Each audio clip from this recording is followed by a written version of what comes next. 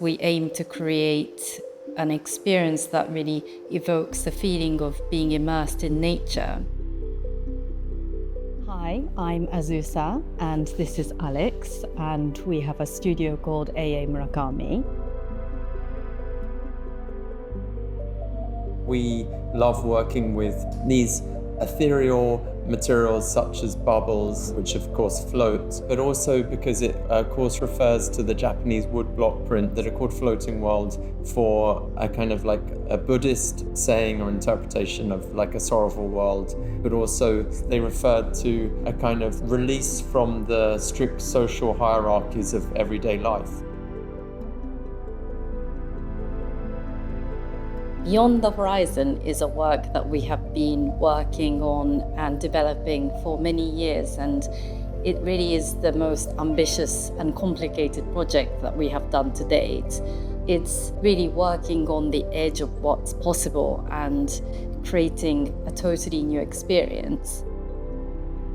This installation creates like a cloudscape, much like those depicted in Asian art, and how they're symbolically connecting the earth with the celestial world. One of the things that we're particularly interested in is the origins of life on Earth. And so the idea was maybe the earliest cells actually formed inside bubbles, and the first cell walls were actually the bubble skin, and then they evolved to become cells.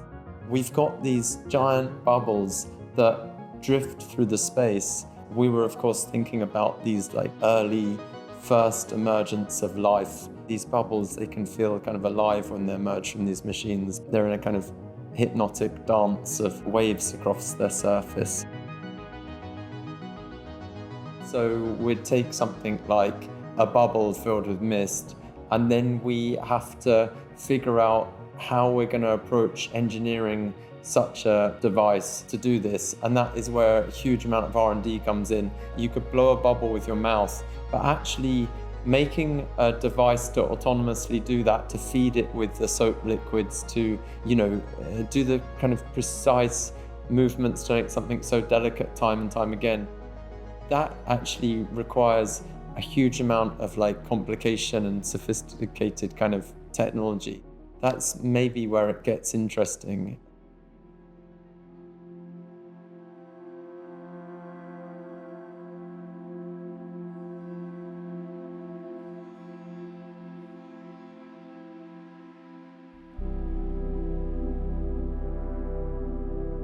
The Passage of Ra is an installation that explores the interplay between fleeting moments and lasting permanence, and it's inspired by the Egyptian mythology where the sun god Ra travels through the underworld each night to rise again at dawn.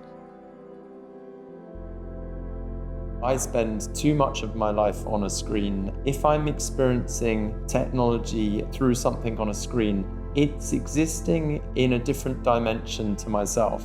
It's in a dimension that can't age, that can repeat perfectly again and again. I think subconsciously, or perhaps consciously, you're aware that it's not in the same physical realm as you.